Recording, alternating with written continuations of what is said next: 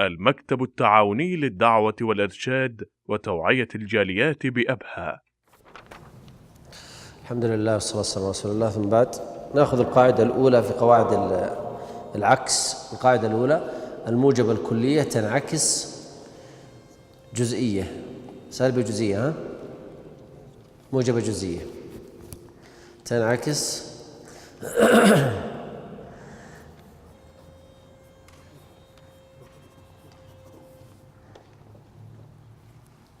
الثانية الموجبة الجزئية تنعكس موجبة جزئية. بقي عندنا الثالثة السالبة الكلية تنعكس سالبة الكلية، صح؟ سالبة الكلية تنعكس سالبة كلية، وذلك بين بنفسه. هذه عندي فيها مشكلة.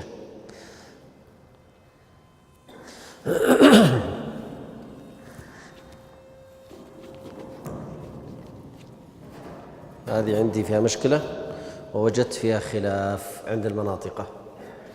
يقول السالبة الكلية، قل تنعكس سالبة الكلية. كمل.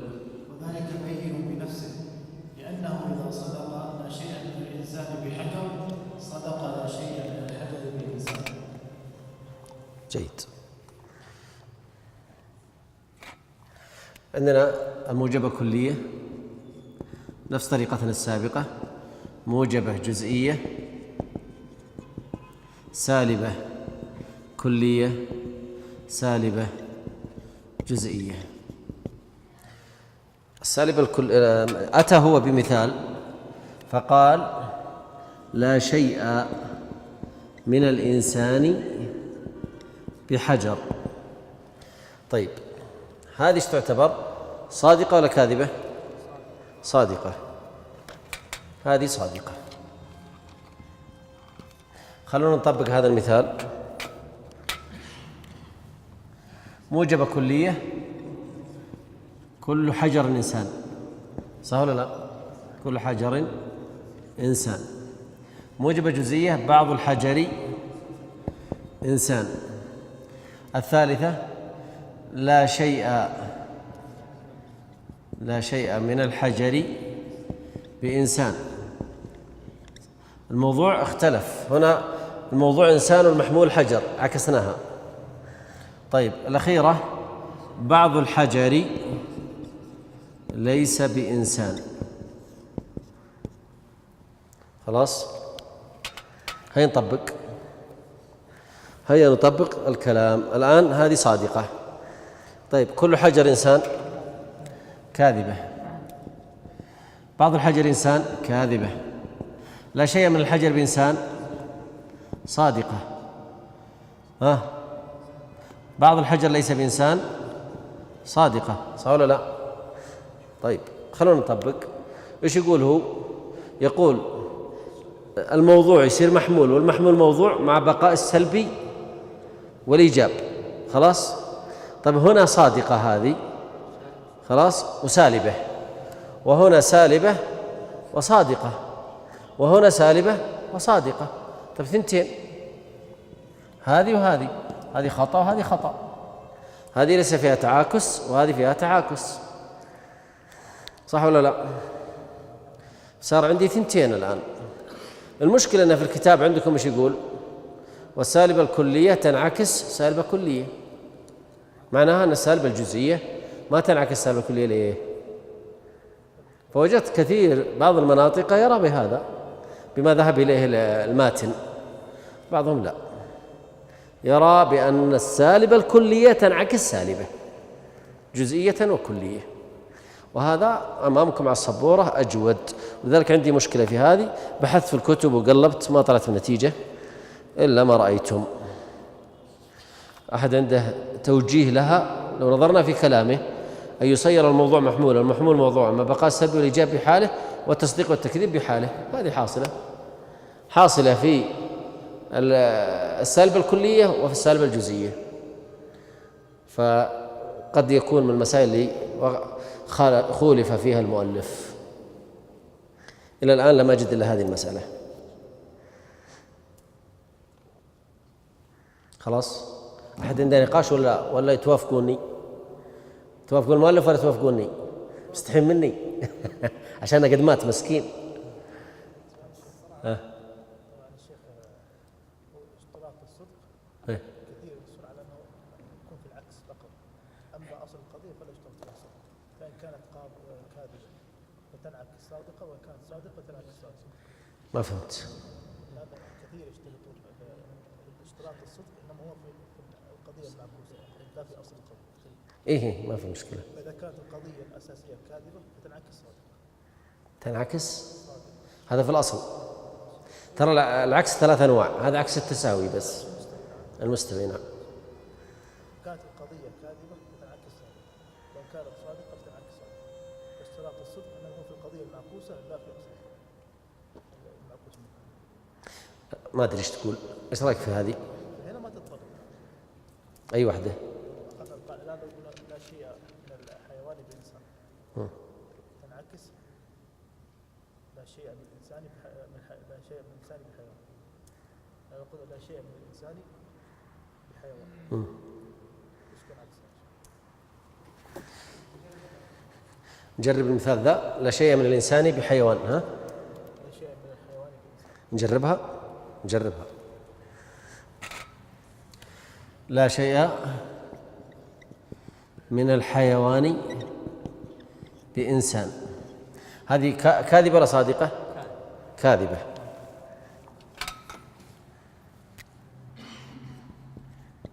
طيب نطبق.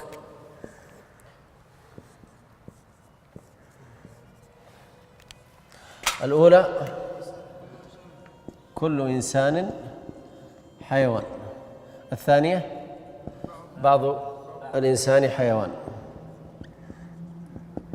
الثالثة لا شيء من الإنسان بحيوان. الأخيرة بعض الإنسان ليس بحيوان. خلاص. الأولى طبعا هذه كالشيء كاذبة. ها؟ الأولى صادقة. الثانية صادقة. الثالثة كاذبة. الرابعة كاذبة. خلاص. طيب هنا الشيء كاذبة وهنا صادقة. طيب السلب باقي، وأيضا كونها كاذبة باقي. بعض الإنسان ليس بحيوان. كاذبة. كل الناس حيوانات، صح ولا لا؟ طيب الآن مشت نفس الفكرة اللي هنا، صح ولا لا يا شيخ؟ بعض الإنسان ليس بحيوان. بعض الإنسان لازم تكون كاذبة. كيف يعني؟ العكس الصدق والكذب أنا ما علي من بعضهم. أنا في المتن هذا فيه ماشي مضبوط. أنا في المتن هذا ما علي من بعضهم. ليه؟ لأن نحن في البدايات لازم نتدرب في بدايات العلوم، بداية علم المنطق، فماشي المسألة معنا. إذن نقول السالبة الكلية تنعكس سالبة كلية أو جزئية خلاف المؤلف. طيب بقي عندنا القاعدة الرابعة. احنا قد أخذنا 3 قواعد أمليها عليكم. الموجبة الكلية تنعكس موجبة جزئية. الموجبة الجزئية تنعكس موجبة جزئية. الموجبة الجزئية تنعكس موجبة جزئية. السالبة الكلية تنعكس سالبة كلية أو جزئية خلافا للمؤلف. لأن كان أحد منكم بكرة يجيب لي حل المشكلة دي. إيش قال في السالبة الجزئية؟ عطنا يا شيخ. والسالبة الجزئية لا عكس لها لزوم، فإنه يصدق بعض الحيوان ليس بالإنسان ويصدق بعض. واحد يمسح السبورة.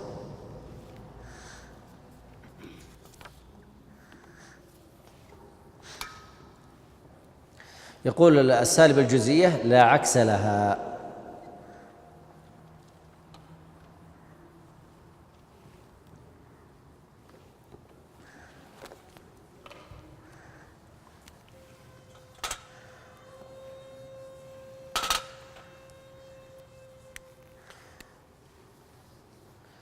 جزاك الله خير. السالبة الجزئية. أنتم معي يا مشايخ؟ نقسمها إلى 4 أقسام. السالبة الجزئية نكتب هنا غير القلم.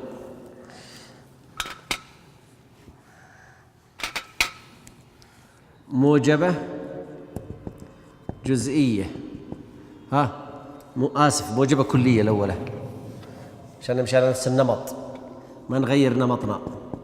موجبة جزئية، سالبة كلية، سالبة جزئية. الآن نبغى نطبق الأمثلة.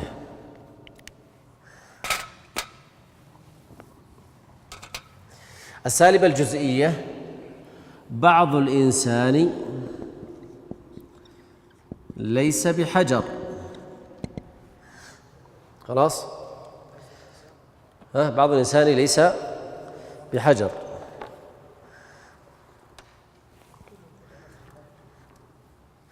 معي مشايخ؟ طيب نبغى نجيب ذي كلها. موجبة كلية: كل إنسان كل حجر إنسان. عكس الموضوع المحمول. حجر إنسان. بعض الحجر إنسان. لا شيء من الحجر إنسان. بعض الحجر ليس بإنسان. خلاص؟ طيب بعض الإنسان ليس بحجر. صادقة؟ صادقة. كل حجر إنسان. كاذبة. بعض الحجر إنسان. كاذبة. لا شيء من الحجر إنسان. صادقة. بعض الحجر ليس بإنسان. صادقة. طيب نعم. بعض الإنسان ليس بحجر. صادقة. هل في إنسان حجر؟ والبعض الآخر ما حكمنا عليه. أنتم عندكم مشكلة في المفهوم المنطوق. البعض الأول حكمنا عليه أنه ليس بحجر، والبعض الثاني سكتنا عنه. فلا تلزمني بما سكت عنه، الزمني لا ينسب لساكت قول، الزمني بما تكلمت به. دلالات المفاهيم هذه خذها في أصول الفقه، ما تأخذها في المنطق. خلاص انتهينا. طيب بعض الإنسان ليس بحجر. صادقة. لا شيء من الحجر إنسان. صادقة. إذن هنا اتفقت في الصدق واتفقت في الايش؟ في السلب. صح ولا لا؟ هذه سالبة هذه سالبة. هذه إذن عندنا 2 مخالفة و2 صح. طيب والله يا أخوان إيش القصة؟ إيش القصة؟ الآن طلع 2. هو يقول إيش؟ السالبة الجزئية لا تنعكس لزوما. خلاص انتهينا من هذه. إنه يأخذ مثال ثاني يمكنه صح، يمكن كلامه صح. ما أدري فهمتوا معي؟ الآن نقول هو أخطأ. كيف أخطأ؟ انظر معي، هذه صادقة وهي 2 صادقة، بس نبغى نشوف هل المسألة مضطردة؟ ما يمكن أنها أصاب وحنا الغلطانين. نأخذ مثال ثاني ونطبق هذا بالأزرق، إذن هذا بالأخضر. بعض الحيوان ليس بإنسان. خلاص يلا طبقوا معي. كل إنسان حيوان. بعض الإنسان حيوان. لا شيء من الإنسان حيوان. بعض الإنسان ليس بحيوان. خلونا نشوف الأولى هذه ايش تعتبر؟ بعض الإنسان الحيوان ليس بإنسان. صحيحة؟ صادقة؟ صادقة. صادقة. طيب كل إنسان حيوان. صادقة. صادقة. كاذبة. صح؟ لا شيء من الإنسان حيوان. كاذبة. بعض الإنسان ليس بحيوان. كاذبة. صح؟ فكروا. طيب ايش اللي نحط عليها؟ نقول هذه صادقة. صح؟ وهذه صادقة وهذه كاذبة، هذه كاذبة، بس باقي حاجة الإجابة والسلب. أحسنت يا عبد الله، أحسنتوا. هنا هذه سلب وهذه إجابة وهذه إجابة، إذن أقول كذا طلعت كلها صح. وبناء عليه فالسالبة الجزئية لا تنعكس لزوما، كما قال المؤلف عندكم الكتاب. شفتوا كيف؟ لا تنعكس لزوما، هذه القاعدة اللي خرجنا بها في الأخير. فإنه يصدق بعض الحيوان إنسان ولا يصدق عكسه. نعم يا أخي، نعم. من يتكلم؟ ايش عندك يا معاذ؟ ايش يقول؟ ايش يقول؟ معاذ أنا قلت إذا هل اضطردت الأمثلة ولا اختلفت؟ خلاص إذن لازم تضطرد الأمثلة عشان تضبط القاعدة. القاعدة لابد أن تضطرد أمثلتها، تكون قاعدة كلية. هل القاعدة كلية؟ القاعدة ما هي كلية، خربت خلاص، أفسدناها. كونها فازت في مكان انهزمت في مكان آخر. طيب، انتهينا من التناقض والتعاكس. هذا اختبار حق اليوم، لكن بصراحة ضاق بينا الوقت فأوزع عليكم فقط، وحلوه على كيفكم. ليه وحله في البيت؟ في البيت، لأن ضاق علينا الوقت صراحة. أمس ما مشينا في المنهج لأني أنا كنت أحتاج عشان درس الشيخ فهد، فكل مجموعة خذها هذه، أنتوا ذي شوية خذوا هذه، خذوا لك مجموعة ومش وراك مجموعة. صورت 60 بس، فالظاهر أنكم أكثر. كتبتوا هذه ولا ما كتبتوها؟ اكتبوها هذه على السبورة.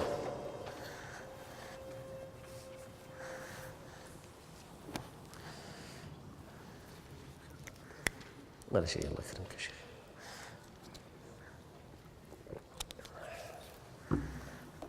هذه زايدة.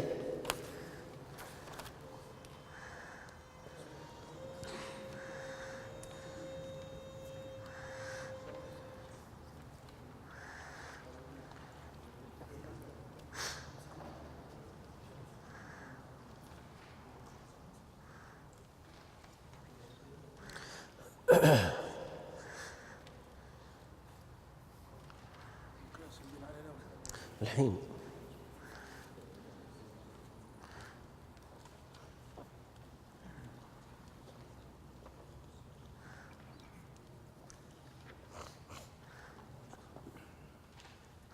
خلاص انتهيتوا مع السبورة؟ انتهيتوا يا مشايخ من السبورة؟ راح نمسحها. اللي ما يلحق يكتب يصور. حتى في المدارس في الجامعة إذا كتب الدكتور ولا الطالب المدرس في الثانوية والمتوسطة المفروض يخلي الطلاب يصورونها يقرؤونها وانتهت القضية. ثلث ساعة. والله بعض الطلاب يجيني بعد ربع ساعة شاخر قاعد نقول له على السبورة، طب صورها وانسى في الواتساب وانتهينا. كل الطلاب ترى قد عندهم جروبات، فاللي منكم مدرس يمشي الأمور. أحد ما استلم ورقة الاختبار؟ أحد ما استلم؟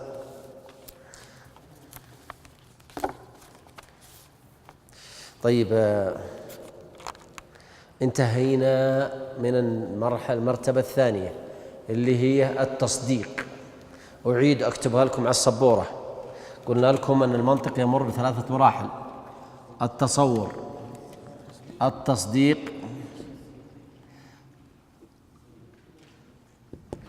القياس.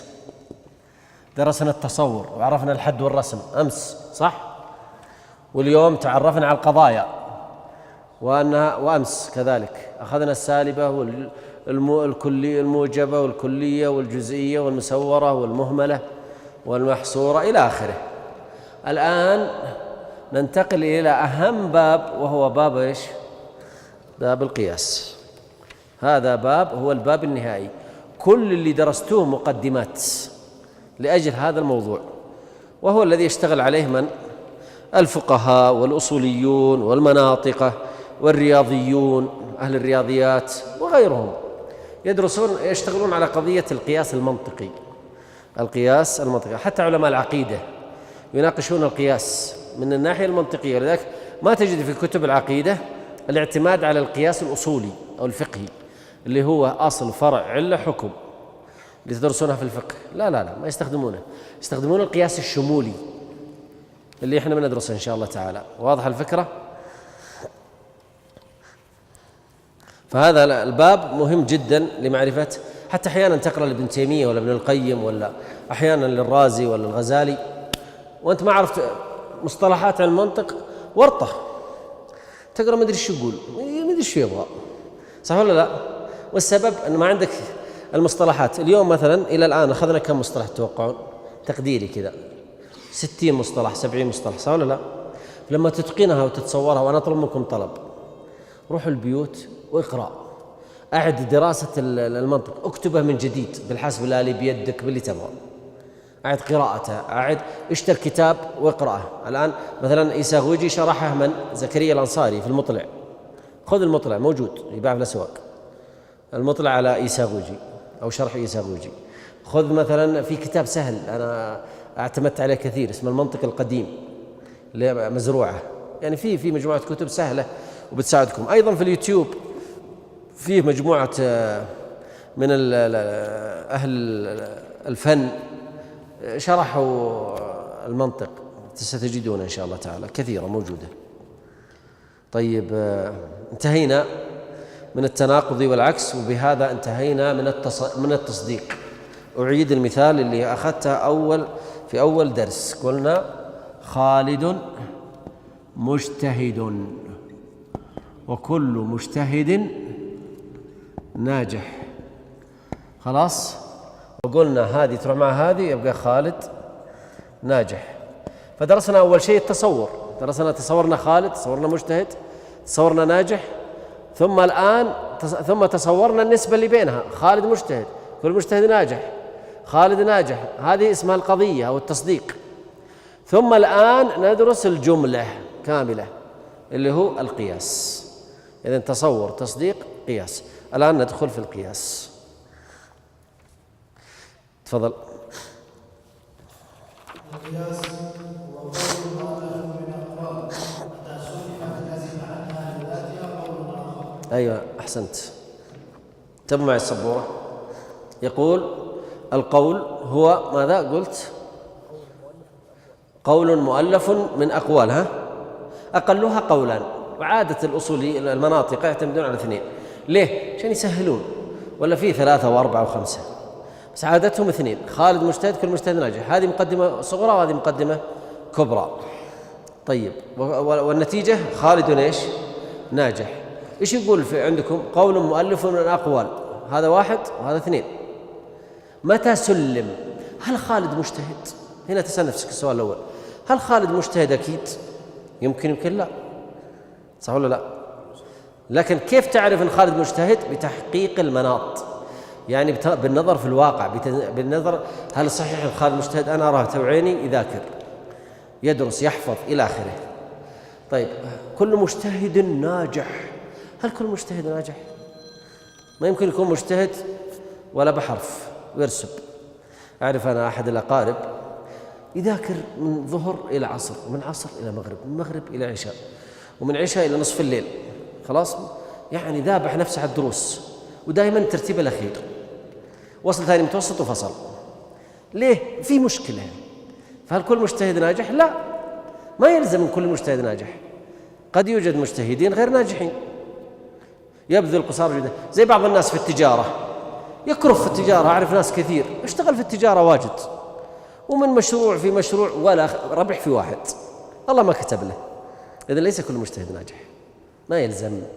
وفي ناس كذا ماشي أخفع في الحياة والملايين تصب عليه أرزاق يوزع ربي وضحت المسألة. فلذلك أصلا الأولى ما عندنا مشكلة فيها، المشكلة في الثانية، هل كل مجتهد ناجح؟ طيب العالم متغير، كل متغير حادث.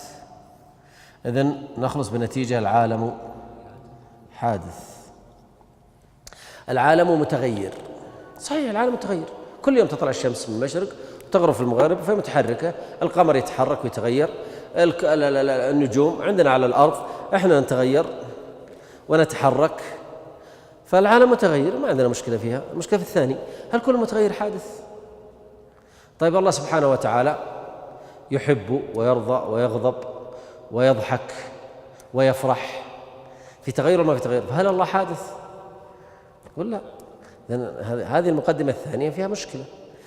أحيانا لا تكون المقدمة الثانية صحيحة، خلاص تكون صحيحة، فإذا كانت المقدمة الكلية الكبرى صحيحة ما عندنا مشكلة، نبقى ننظر في المقدمة الصغرى ونشوف هل صحيح أن هذا الواقع صحيح، هل هذا الواقع صحيح. مثلا البر مطعوم، هل البر مطعوم؟ نعم. طيب وضحت الفكرة؟ فيش قال هو؟ يقول قولان متى سلم لأحدهما ماذا؟ أعطى نتيجة جديدة، أعطى قولا ثالث، أعطى قولا ثالث. اسمع شو يقول، أعد القياس. وقوله أنه من أقوال متى سلمت لزم عنها بذاتها قول آخر، اللي هو النتيجة، اللي هو ليش؟ النتيجة. خلاص. طيب أنا برسم لكم رسمة ودي تكتبونها معي تساعدنا في فهم القياس.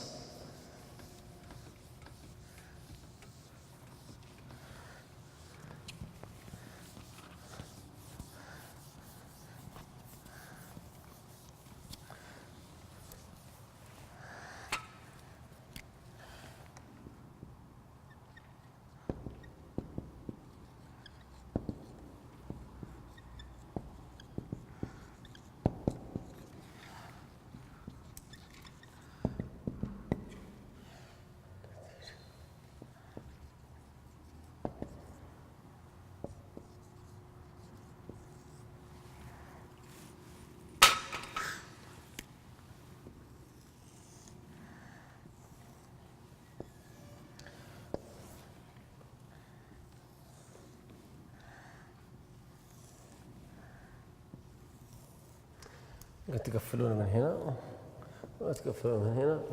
طبعا اللي مع قلم أو حاسب آلي يقدر يضبط لنا القضية. طيب عندي قلم.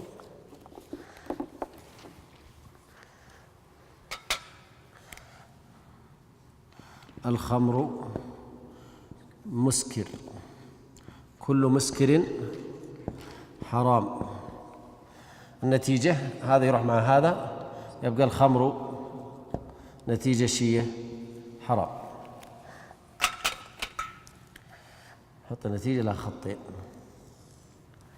خلاص اسمه هذه.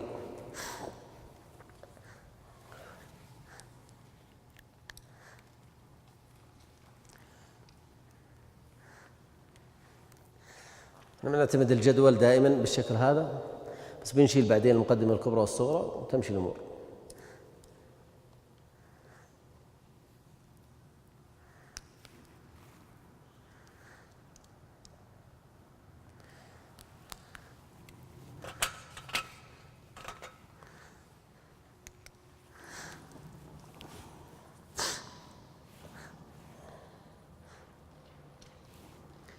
اكتبوا فوقه القياس الحملي. طبعا الاقتراني يدخل فيه الحملي وغيره. القياس الحملي، الحملي المحمول الموضوع يسمى قياس حملي ويسمى قياس اقتراني، ولا اسماء كثيرة. يسمونه القياس الحملي، القياس الاقتراني، والقياس الجزمي، لا عدة اسماء حقيقة، قياس الشمول إلى آخره. خلاص انتهينا. طيب كمل عليه. إذن المقدمة الصغرى الخمر مسكر، أنا أحكم على هذا الفرد، فرد الخمر، فمقدمة صغرى، صح ولا لا؟ اثنين المقدمة الكبرى، لا هذه قاعدة. المقدمة الكبرى هذه قاعدة كبرى سواء كانت شرعية أو عقلية، لا فرق. إذن المقدمة الكبرى كونها قاعدة كبرى رحنا حكمنا عليها، أحد أفرادها المقدمة الصغرى. واضح الفكرة؟ فلذلك المقدمة الكبرى هي القاعدة اللي ينبني على الحكم. أحيانا نسمي المقدمة الكبرى اسم آخر، فكرة أخرى. قولوا علة. فالخمر مسكر، وكل مسكر حرام لكونه مسكر، فعلة الحكم هذا. طيب وهذا ايش يسمى؟ الحكم معلول. واضح الفكرة؟ هذه علة التحريم، وهذا المعلول الحكم، حكم الشيء، أو تقدر تقول الخمر نفسه هو المعلول.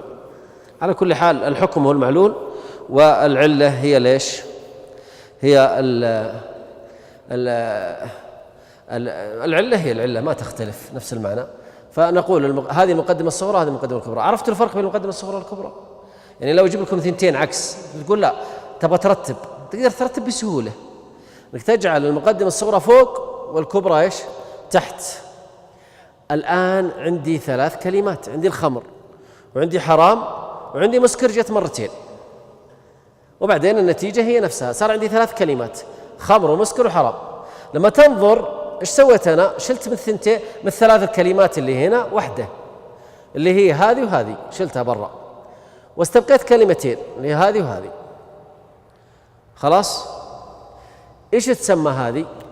لأن الخمر أحد أفراد الإسكار فيسمى الحد الأصغر. خلاص؟ والحكم اللي هو المعلول يسمى الحد الأكبر. وهذا جاي في النص بينها زي ما انتم شايفين. خذوا الشكل متوازي يضلع كذا، تجد ان هنا الخمر وهنا حرام، وبينها، وبرسمها لكم بطريقة معينة. هذا اسمه الحد الأوسط. الحد الأوسط هو العلة.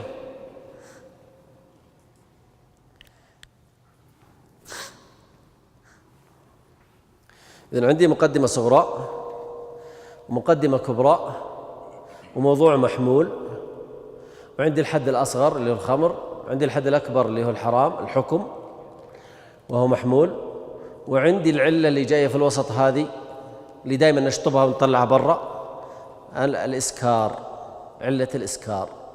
فهو هناك مسكر ثنتين تسمى الحد الأوسط. أخطرها كلها الحد الأوسط أولا لأنه هو المدار الكلام عليه، نشطبه ونطلع برا، زي ما يسوون في الرياضيات. تذكرون يقول لك ألف تساوي باء وباء تساوي جيم. طيب كيف أسوي؟ اشطب باء مع باء تبقى ألف تساوي إيش؟ جيم. هذا اسمه الحد الأوسط، وهذا الحد الأصغر، وهذا الحد الأكبر، وهذه النتيجة. هذه المقدمة الصغرى، هذه المقدمة الكبرى. في أحد عنده مشكلة في هذه ولا واضحة؟ خلاص؟ والفقه يعتمد هذه الطريقة.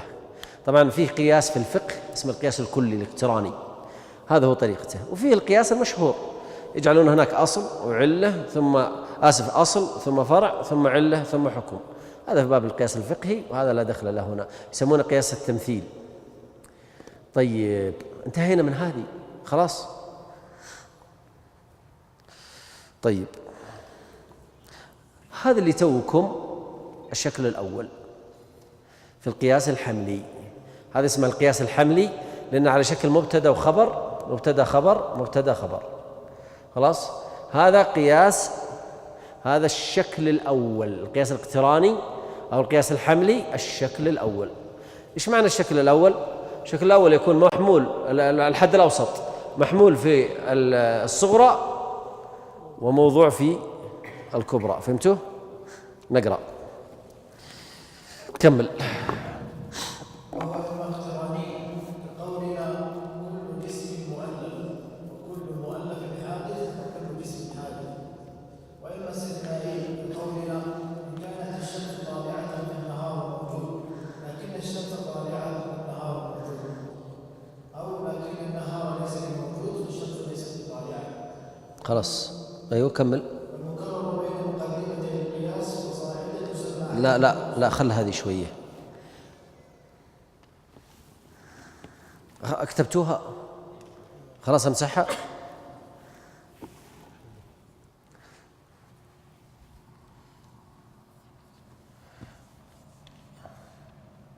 واحد يمسح السبورة كلها، الله يعين، نعيدها.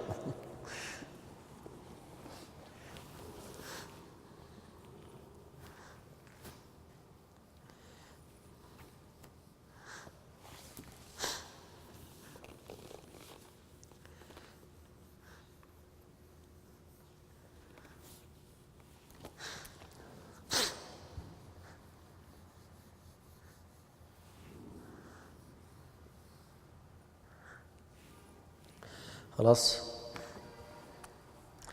نعيد الرسمة من جديد، نعيد الجدول من جديد.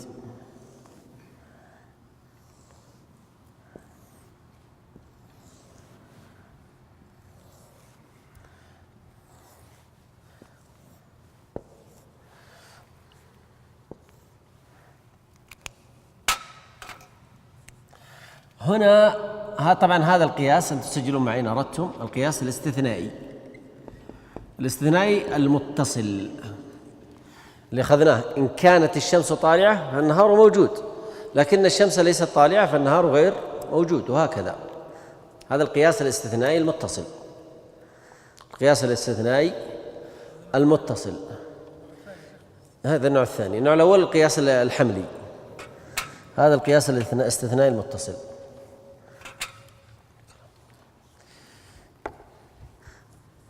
هذا اقلبوا، حطوا المقدمة الكبرى هنا، المقدمة الصغرى، وهنا النتيجة. خلينا نحط خط ثاني.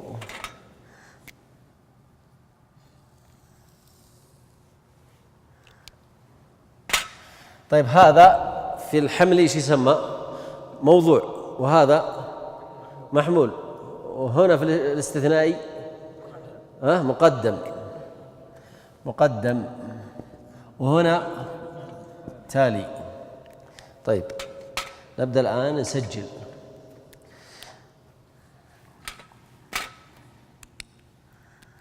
قل لي يا خالد، إن كانت الشمس طالعة التالي فالنهار موجود.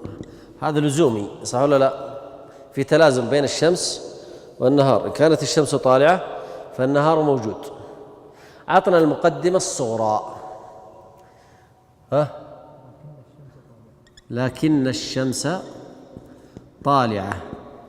النتيجة النهار موجود.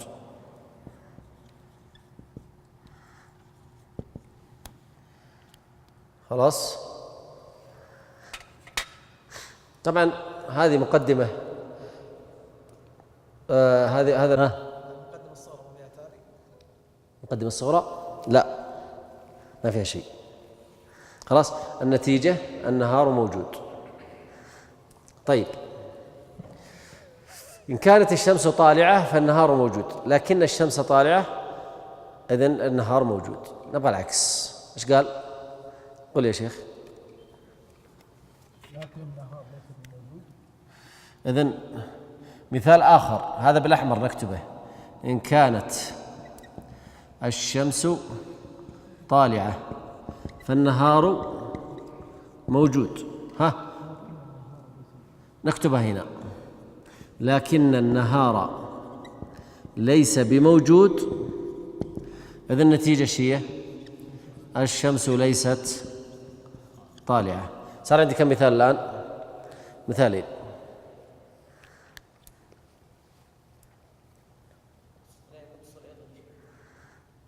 هذا قياس استثنائي متصل. طيب ليش سمي استثنائي؟ لوجود حرف واحد، وش هو؟ لكن الدالة على الاستثناء، استدراك.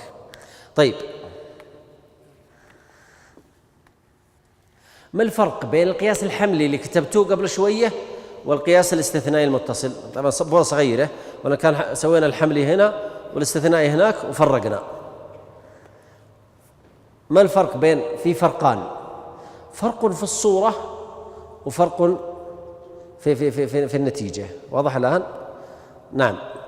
ما الفرق بين القياس الحملي اللي هو كل الخمر مسكر وكل مسكر حرام، النتيجة الخمر حرام، وبين هذه إن كانت الشمس طالعة فالنهار موجود، لكن الشمس طالعة فالنهار موجود. نعم.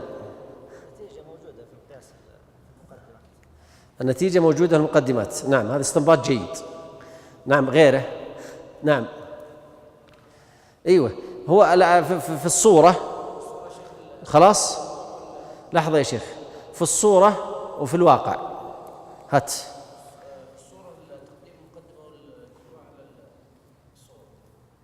لا هذا في نعم ممكن نجعل هذا قياس فرق جيد. لا في الصورة ايش أضافوا؟ النتيجة يا شيخ، نتيجة الحمل هي من مادة القياس لا صورة. جيب لنا كلمات نفهمها. طيب في الاستثنائي النتيجة بعينها موجودة في القياس. النهار موجودة بعينها في أحد المقدمتين، خلاف الحمل إنه موجود المادة لا الصورة. وجود المادة لا الصورة، لكن هذه تترتب بالصورة. نفس كلام زميلك. طيب جيد، هات تفضل. أن في القياس الاستثنائي يوجد أداة شرط. القياس الاستثنائي أيوه، يوجد محمول وموضوع نفس هو المقدم التالي يأخذ حكم الموضوع المحمول، ما في مشكلة يا شيخ يا سعد. ها؟ إيه تختلف الشرطي عن الايش؟ عن الحملي. الشرطي يختلف عن الحملي. على كل حال تختلف في الصورة. يعني أسهل شيء أن هذه فيها أداة شرط إن، وفيها لكن الدالة على الاستدراك. هذه في الصورة. الحملي بينما الحملي يأخذ حكم الخبر، بينما الحملي أسجلها، بينما الحملي يأخذ حكم في حكم المبتدأ والخبر. طيب نأتي إلى الثانية، أن الاستثنائي فعلي، بينما الحملي يشمل بالقوة زائد بالفعل. الاستثناء بالفعل، الاستثنائي بالفعل. ايش قلنا هنا؟ لكن الشمس طالعة، حقيقة فعلية ولا لا؟ لكن كل مسكر خمر بالقوة. زي الإنسان حيوان، زي زيد كاتب. زيد كاتب قد تكون بالفعل، قد تكون بإيش؟ بالقوة، صح ولا لا؟ طيب وكل كاتب إنسان مثلا، فنقول هذه بالقوة وهذه بالفعل. بينما الاستثنائي لا يكون إلا بالفعل. ليه؟ لأننا قلنا لكن الشمس طالعة، وقلنا لكن النهار ليس موجود، هذا فعلي. عرفت الفرق؟ هذا فرقين مهمة جدا. أولا شيء في الصورة فوجود الأداة إن ولكن، والثانية والحملي مثل المبتدأ والخبر. طيب الاستثنائي بالفعل، بينما الحملي يكون بالقوة وليش؟ بالفعل. وضحت الفكرة؟ لابد يكون الاستثنائي بالفعل، إذا ما كان بالفعل خطأ. أما الحملي فيحتمل القوة، يحتمل ليش؟ الفعل. طيب إيش قال بعدها؟ الاستثناء المتصل. الاستثناء المتصل اللي هو الآسف المنفصل،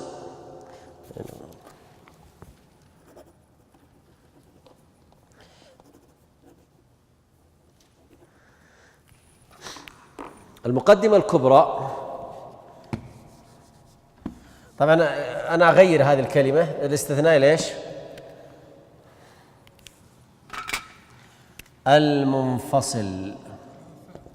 اي نعم، هذا المستخدم فيه حرف التعاند أو نمط التعاند اللي قلنا لكم أمس. العدد إما زوج وإما فرد. فنقول مثلا أعطيكم مثال من عندي، العنقاء إما موجودة وإما قولوا أنتم معدومة، لكنها معدومة، إذا النتيجة ليست إيش؟ موجودة. ففيها مقدم وتالي، والمقدمة الكبرى هي في البداية، والمقدمة الصغرى فيما بعد، وهي فعلية كذلك.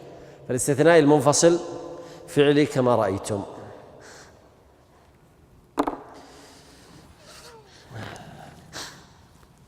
طيب أعد القراءة يا شيخ. وهو إما اقتراني. لحظة يا شيخ، بقي يكتبون.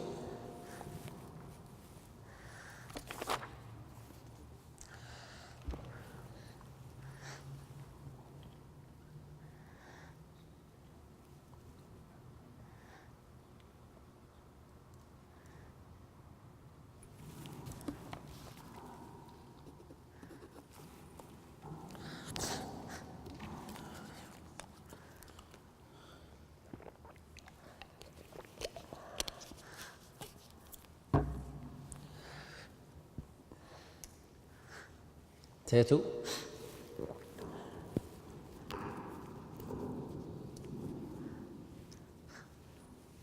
اللي ينتهي يمسح السبورة.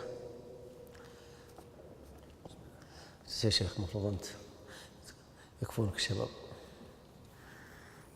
طيب اقرأ يا خالد الآن، اسمعوا معنا ماذا يقول. وهو الاقتراني كقولنا كل جسم مؤلف وكل مؤلف حادث وكل جسم حادث. خلاص عرفتوا كل جسم مؤلف، هذه ايش تعتبر؟ المقدمة الصغرى. خلاص. وكل مؤلف حادث المقدمة الكبرى وهي موضوع ومحمول. النتيجة كل جسم حادث، هذا كله بالقوة أو بالفعل. الاستثنائي ينقسم قسمين، متصل ومنفصل. المتصل أعطني إياه، وإما استثنائي هذا المتصل. إن كانت الشمس طالعة فالنهار موجود، لكن الشمس طالعة والنهار موجود، لكن النهار ليس موجود والشمس ليست طالعة. خلاص انتهينا. كمل.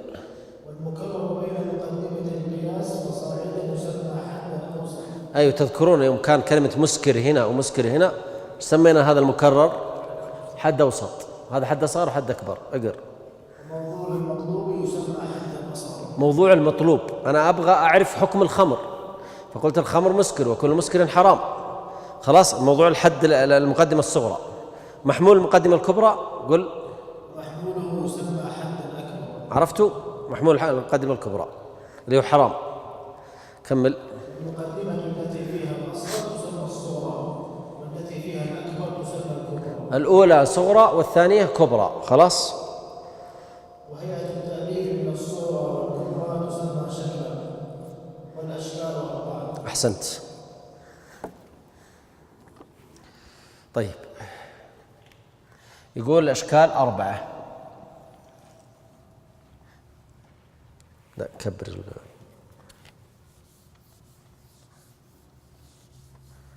الأشكال 4. نجعل هذا شكل،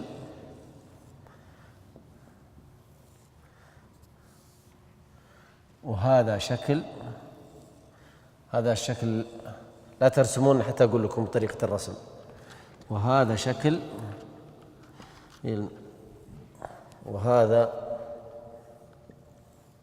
شكل. خلاص، نكتب عليها. انتظروني بعدين أخليكم تكتبون. الشكل الأول، الشكل الثاني، الشكل الثالث، الشكل الرابع. خلاص. الشكل الأول ينقسم إلى 3 أقسام.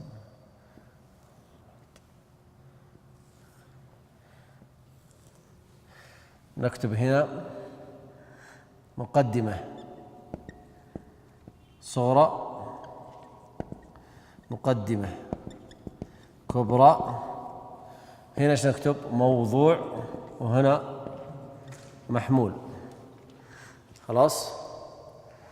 وابغى واحد يرسم لي الباقي نفس الطريقة ذي بالضبط. يلا قوم يا منصور.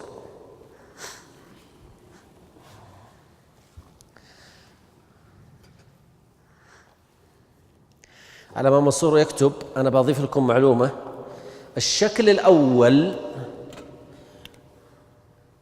الشكل الأول الحد الأوسط محمول في الصغرى وموضوع في الكبرى. خلاص. الشكل الأول محمول في الصغرى وموضوع في الكبرى. تقدرون تسووا لي 3 الأشكال الباقية؟ يلا فكروا الآن. خلاص عرفنا الشكل الأول الحد الأوسط فيه محمول في الصغرى موضوع في الكبرى. الشكل الثاني ايوه عكس. طيب حلو. الشكل الثالث محمول فيهما، والرابع موضوع فيهما. طيب نبغى نرتبها على ترتيب الكتاب. انظروا في الكتاب، انظروا في الكتاب وشوفوا لي الشكل الأول. اقرأ يا خالد. لأن الحد الأوسط في الصغرى موضوعا في الكبرى فهو الشكل الأول. الشكل الأول شو هو؟ محمول في الصغرى موضوع في الكبرى، زي ما سويت أنا، صح ولا لا؟ هذا الشكل الأول. الحد الأوسط، كلامي كله في الحد الأوسط، لكل خمر مسكر كل مسكر حرام، كلمة مسكر. الثاني وإن كان بالعكس فهو الشكل الرابع. الشكل الرابع، ما هو زي ما قلت أنت الثاني، عرفت الآن الشكل ليش؟ الرابع. أيوة. وإن كان موضوعا فيهما فهو الثالث. فهو الثالث، موضوعا فيهما فهو الثالث. الثاني وإن كان مهمولا فيهما فهو الثاني. خلاص. طيب، على ما أنتم تكتبون معنا وترسمون، واحد يقوم يسويها لي، يسوي الشكل الثاني والثالث والرابع. يلا، بناء على ما في المتن. قم يا أسامة. الشكل الثاني طالع في الكتاب وطلعها. ها، ارسموا خلاص، ارسموا. محمول فيهما، أحسنت. موضوع، لا تكتب موضوعا، موضوع. أيوة فيهما. الشكل الرابع موضوع في الصغرى محمول في الكبرى. ممتاز.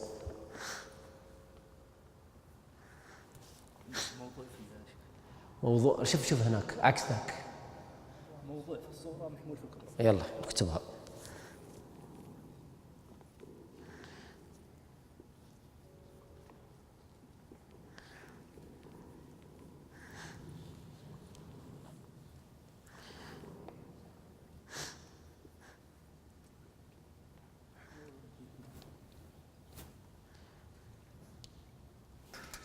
خلاص، هذه الأشكال تحفظ عشان تعرف ترتيبها، لأنه يقول لك الشكل الثاني، يبدأ يشرح في كتب المنطق، يشرح على الشكل الثاني، أنت تقول يا أخي شو الشكل الثاني؟ على طول تعرف أنه محمول فيهما. عرفتوا؟ الشكل الثالث موضوع فيهما، الشكل الأول محمول في الصغرى موضوع في الكبرى، وهكذا، لابد من حفظها.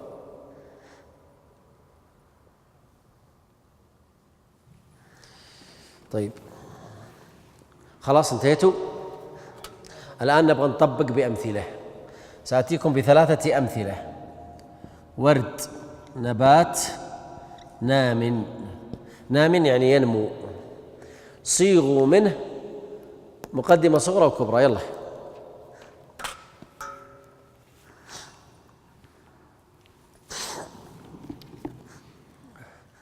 على الشكل الأول ورد ونبات ونامي. اصنعوا لي منه، بس هي بخط صغير عشان إذا خطيت تعدل. المقدمة الشكل الأول، صوغوا لي منه الشكل الأول، محمول الحد الأوسط محمول في الصغرى موضوع في الكبرى. حاولوا فكروا، أعطوا النتيجة. سويتها؟ لا، أبغى في الشكل الأول. كتبتها خلاص؟ طيب انتظر شوي، نبغى نشوف الباقيين. تمسح؟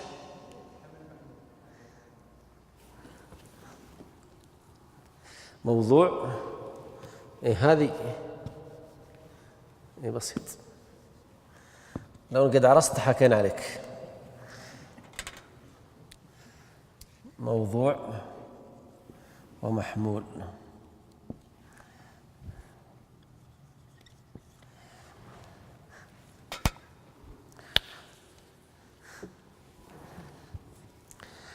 ها، انتهيتوا؟ نعم. ورد نبات نامي.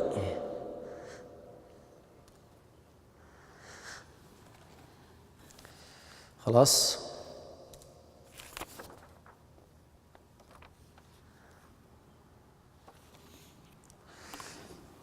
طيب، ايش كتبت يا محمد مسفر؟ كل ورد نبات. كل ورد نبات. ها،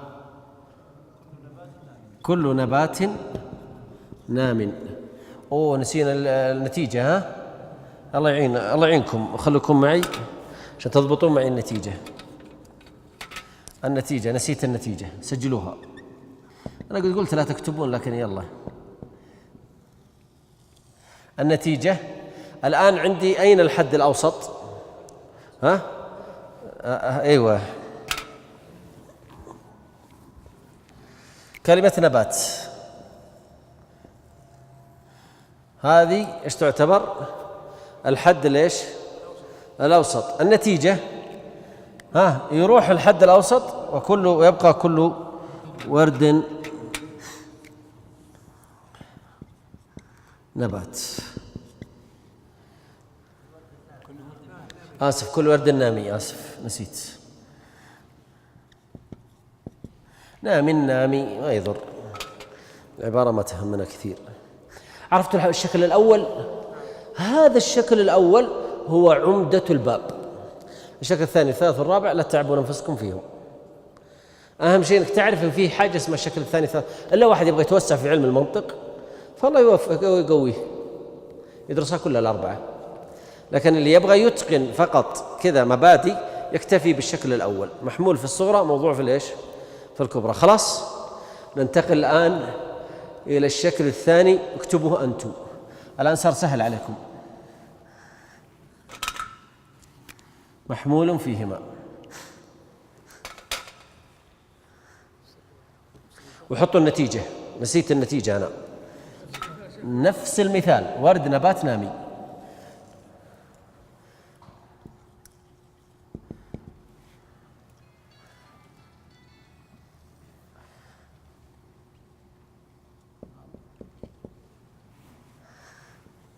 أضيف النتيجة مهمة.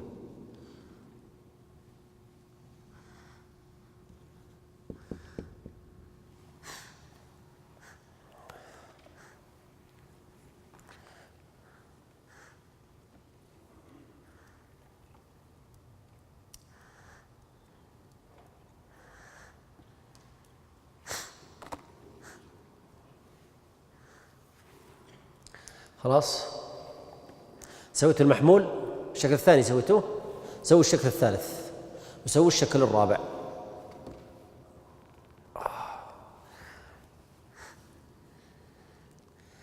استغفر الله العظيم.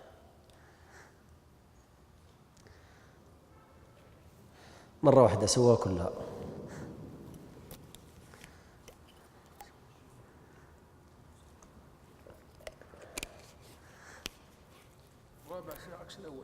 عكس الأول. ذيك اللخبطة ذا الحين.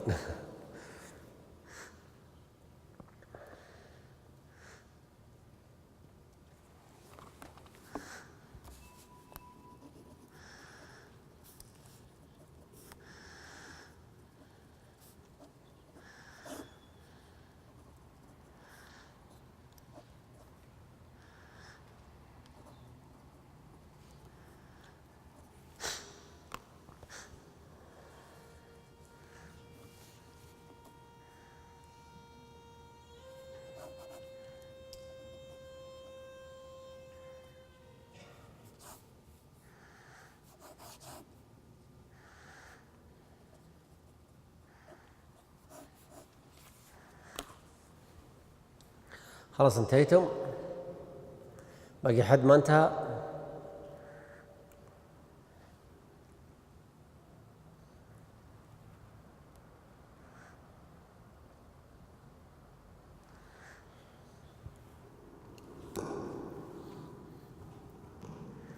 ها مشايخ؟ طيب من يسوي الثاني، الشكل الثاني المحمول فيهم؟ قم. ترى ما لازم تطلع النتيجة سليمة، لا، بس أهم شيء إنك تتعود على الإشكال.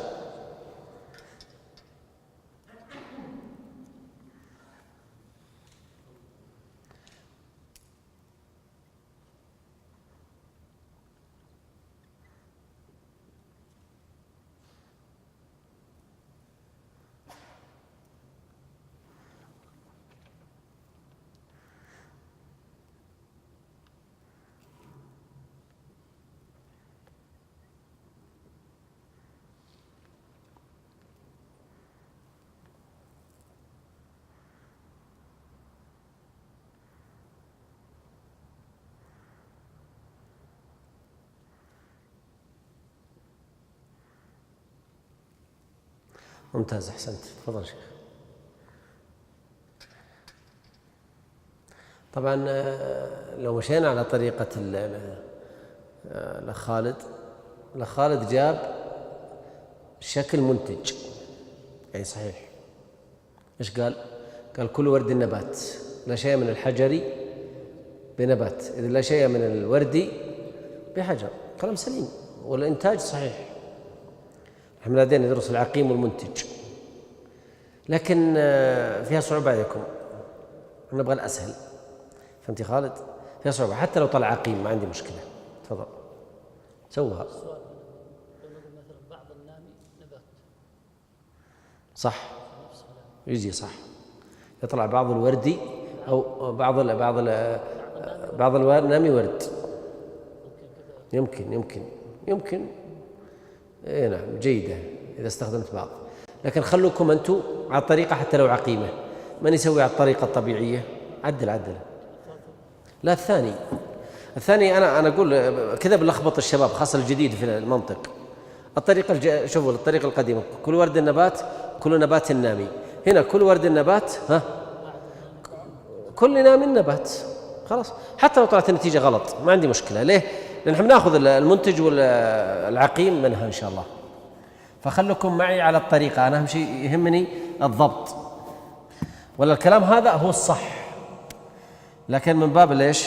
التسهيل، باب التسهيل على الطلاب. نقول كل نام نبات. خلاص، إذن ايش النتيجة؟ كل ورد نام. طبعا هذه ضعيفة، لكن الطريق الشكل اتضح لكم الآن. المحمول الحد الأوسط وين هو؟ الحد الأوسط يا شباب هذا محمول فيهما، صح؟ طيب نبغى هذا نفس فكرتي أنا، ما هي بنفس فكرة خالد. فكرة خالد صح، فكرتي أنا تسهيل بس. أيوة، كل ورد نبات وكل نام نبات، هذه طريقته. كل ورد نامي. بس هل النتيجة صحيحة؟ لا. تفضل. خلاص، عشان ما يلخبطون الشباب، خلهم معنا واحدة، خاصة الأبواب الجاية يبغى لها شوية حيل.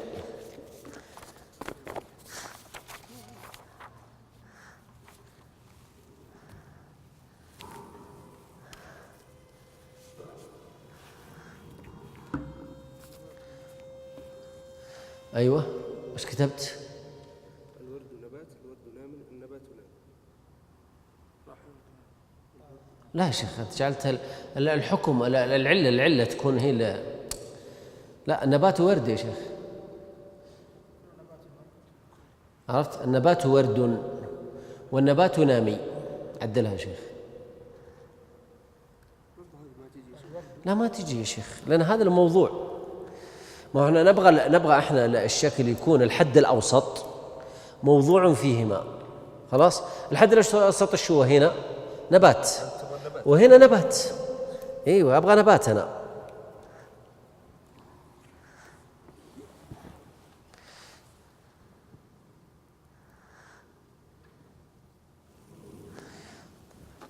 عشان بعضكم لا يلخبط، سجلوا عند هذا عقيم. عرفتوا؟ هذا منتج، هذا الشكل منتج. أيوة، خلاص انتهيت. نعم، إذن كل نام ورد. لا يا شيخ، غلط، هذا ورد وهذا نامي. ورد نامي، يكتب فوق ورد وتحت نامي. وهذا كذلك عقيم، لكنها للتوضيح فقط.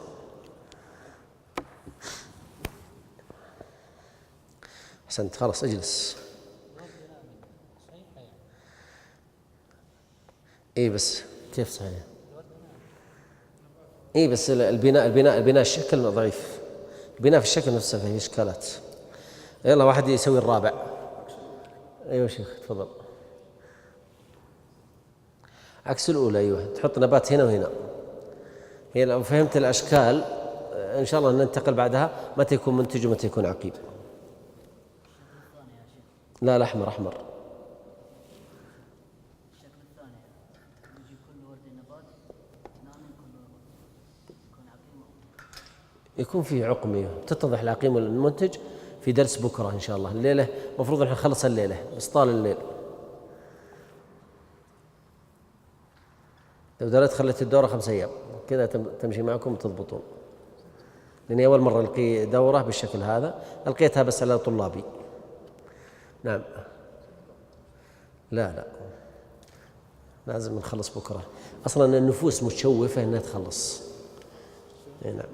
ودائما ذنب إيش؟ آخر صفحات أي كتاب تجي في راسه هو. أول الكتاب ما شاء الله الشيخ يتوسع، آخر الكتاب يعميهم. اجلس خلاص تفضل. يقول النبات ورد وكل نام نبات. عرفتوا؟ إذن كل نام، لا كل ورد نامي، كل ورد نام. نعم هذا كذلك عقيم، سنأخذ إن شاء الله في وقته، لكن باب التوضيح عشان ما تلخبطون.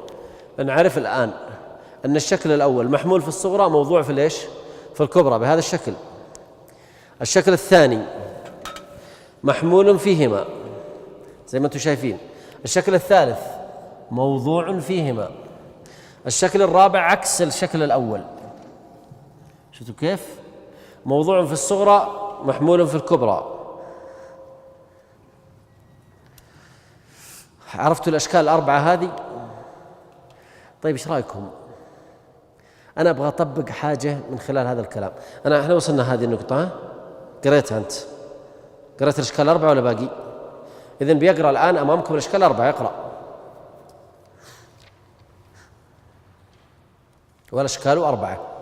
والأشكال 4 لأن الحد الأوسط إن كان محمولا في الصغرى وموضوعا في الكبرى وهو الشكل الأول. شفتوه؟ محمول في الصغرى موضوع في الكبرى هو الشكل الأول. وإن كان بالعكس فهو الشكل الرابع. وإن كان بالعكس فهو الشكل الرابع. شفتوا هذا عكس هذا، موضوع في الصغرى محمول في الكبرى. وإن كان موضوعا فيهما فهو الثالث. فإن كان موضوعا فيهما فهو الشكل الثالث. شفتوه؟ وإن كان محمولا فيهما فهو الثاني. فهو الثاني محمول فيهما. عرفتوا الآن؟ وضحت الأشكال. كمل. والشكل الثاني منها يرتد بالأول بعكس الكبرى. أيوة، نبغى الارتدادات الآن. أنا بعطيكم الارتدادات بجدول آخر، لكن خلكم معي. يقول إيش صاحبك؟ صاحب المتن إيش يقول؟ الشكل الثاني منها يرتد إلى الأول بعكس الكبرى. طيب طالعوا مقدمة الصغرى والمقدمة الكبرى والصغرى هنا متساوية صح؟ انتبهوا معي. المقدمة الصغرى هنا والمقدمة الصغرى هنا مضبوطة واحدة. إذن الشكل الثاني يرتد إلى الشكل الأول بعكس الكبرى. شوفوا هنا كل نبات نامي، هنا كل نامي نبات. فهمتوا القاعدة الآن؟ بعد شوي برسمها لكم. عطنا. والثالث يرتد إليه بعكس الصغرى. بعكس الصغرى. شوفوا كل ورد نبات، وهنا النبات ورد، عكس ولا مو عكس؟ طيب الكبرى كل نبات نامي، وهنا كل نبات نامي. خلاص عطنا. والرابع يرتد إليه بعكس الترتيب. بعكس الترتيب. ايش معنى عكس الترتيب؟ الصغرى كل ورد نبات، وهنا كل نبات ايش؟ ورد. هنا كل نبات نامي، وهنا كل نامي نبات.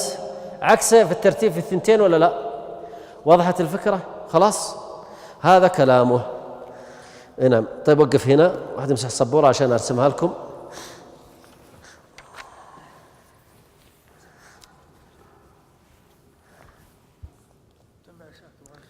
ها؟ تنفع بس ها؟ طيب ولا نحط الشكل الأول؟ أنا راسم بشكل آخر. أنا نحط الشكل الأول ونعمل عليه ليش؟ الثلاثة الباقية. خلاص خلي الشكل الأول لا تمسحه.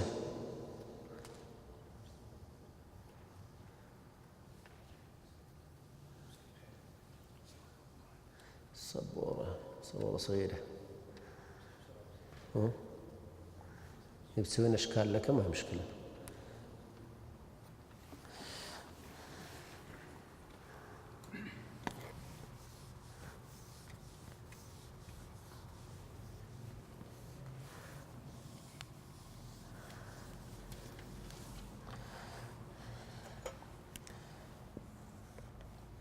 نبدأ الشكل أول شكل ارتد فيه الشكل الثاني، بدأ بالشكل الثاني خلاص، ثم الشكل الثالث ولا الرابع؟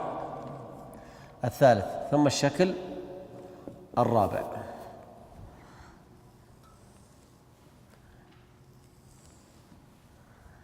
ممكن تعيدون معي للشكل الأول ويمشي معكم إن شاء الله تعالى.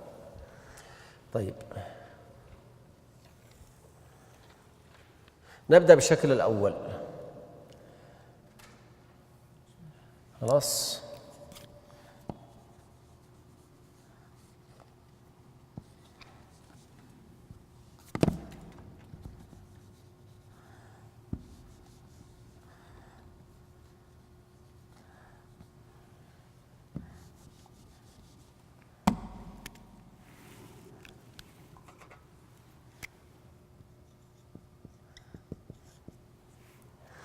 طيب نبدأ بالشكل الأول.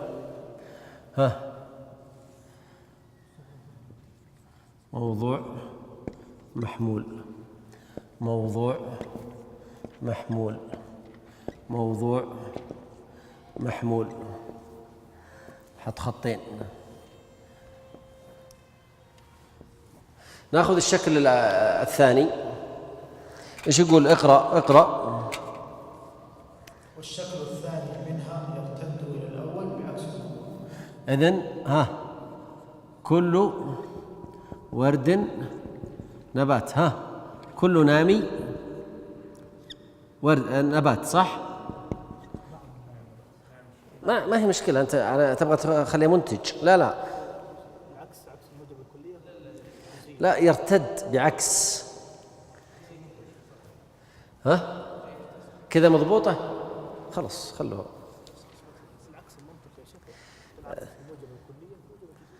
موجبة جزئية، بعض النامي. طيب ما هي مشكلة، نحط عليها بعض وخلاص. طيب النتيجة معلي منها أخذناها سابقا.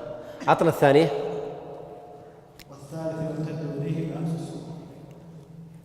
الثالث يرتد إليه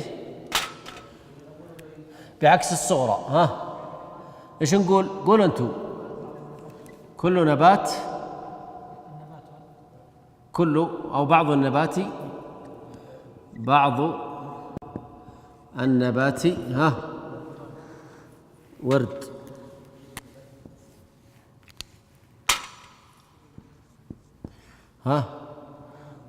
وكل نبات نام. أعطونا الأخيرة اللي هي ايش نقول هناك؟ كل ورد نبات. ايش نقول هنا؟ بعض النبات ورد. العكس الثانية بعض النامي نبات، بعض النامي نبات. النتيجة ما نحتاجها.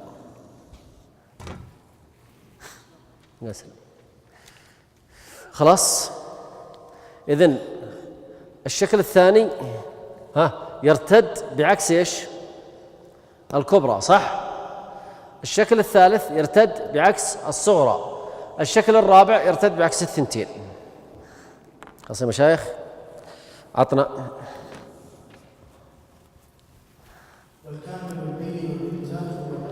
أيوة، شغلنا الجاي كله على الأول. أيضا في الفقه، في العقيدة، في أي علم من العلوم استخدم الشكل الأول واطنش الشكل الثاني الثالث والرابع. خلاص معي؟ عطنا.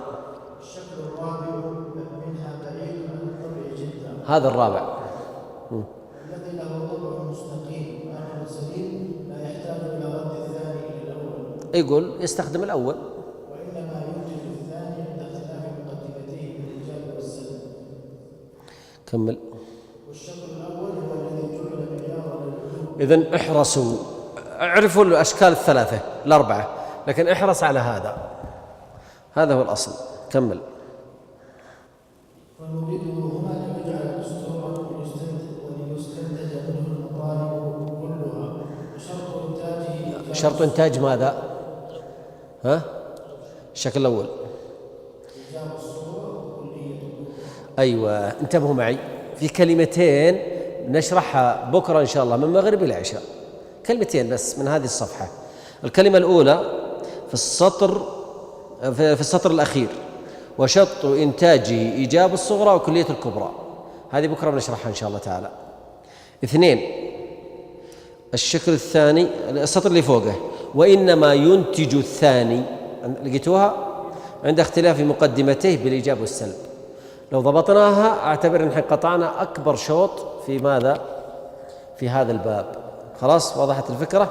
فنؤجلها إلى يوم غد إن شاء الله تعالى، ثم نأخذ الضروب المنتجة في الشكل الأول والضروب العقيمة. 4 ضروب منتجة و12 عقيم، والضروب المنتجة في الشكل الثاني والعقيمة 4 و12. اقلب الصفحة: وضروبه المنتجة. لقيتوها؟ هذه هي. بكرة إن شاء الله بتكون دراستنا على هذا. صلى الله عز وجل يوفقنا وإياكم لما يحب ويرضاه، وأن يرزقنا العلم النافع والعمل الصالح. وجزاكم الله خير على حسن الإنصات والاستماع، وإن شاء الله بكرة يكون الختام بإذن الله تعالى. صلى الله لنا ولكم التوفيق والسداد، وصلى الله على نبينا محمد.